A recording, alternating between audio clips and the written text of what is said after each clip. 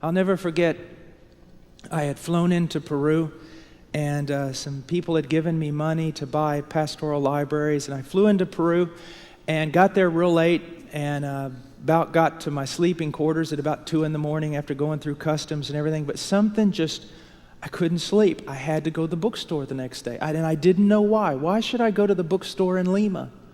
But I just knew, I just couldn't even, I've got to go to the bookstore tomorrow. Well, you've got several days, we could do that later. No, I've got to go now.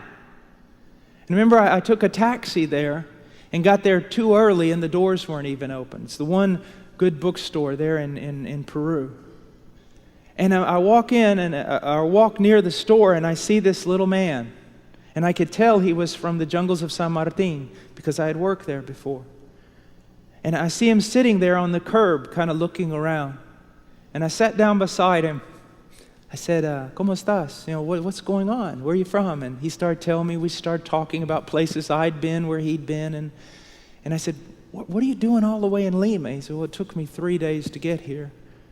Back of trucks, buses.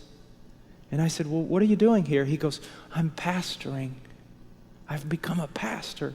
And he goes, my church gathered up some money for me to come buy some books.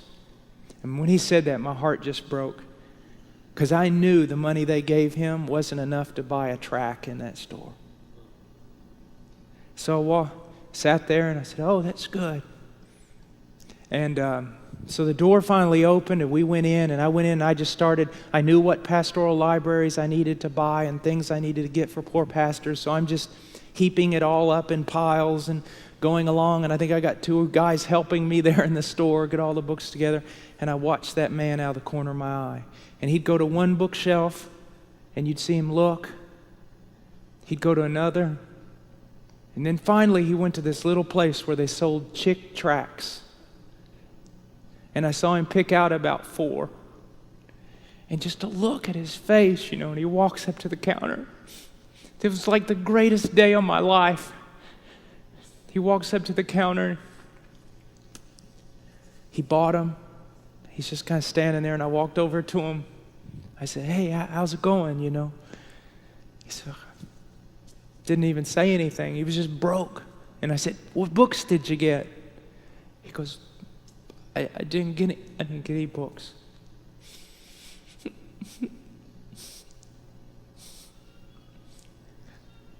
And I said, do you know where I'm from? He said, no. I said, I'm from the United States. You know how far away that is? He said, no. I said, about 6,000 miles. I said, do you know how much my plane ticket cost?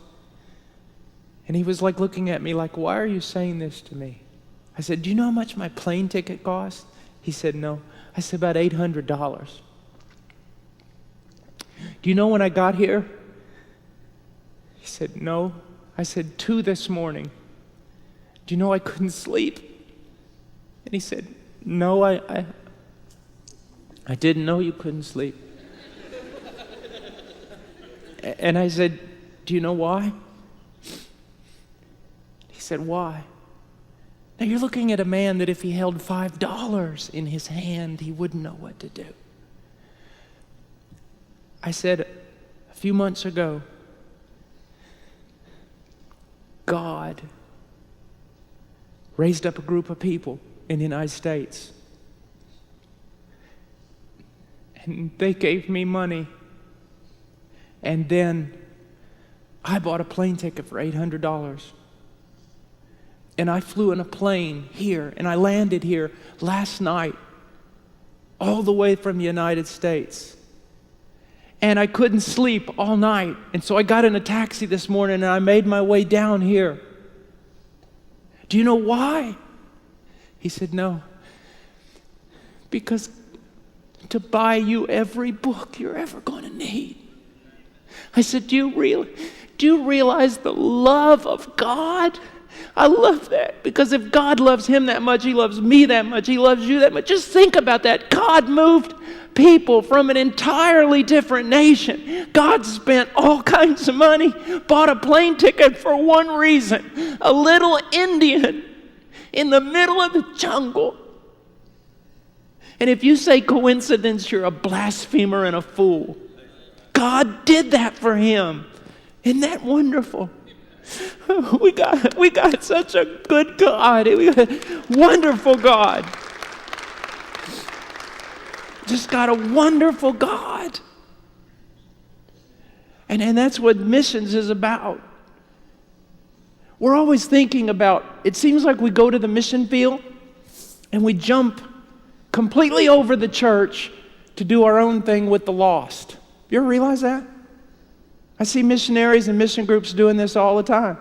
Jump right over the church to go do something with the lost. My thing is the bride of Christ.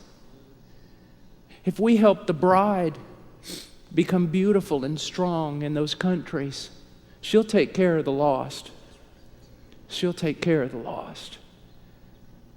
We need to pour our lives into the church because that's the only place God's determined to get glory for himself.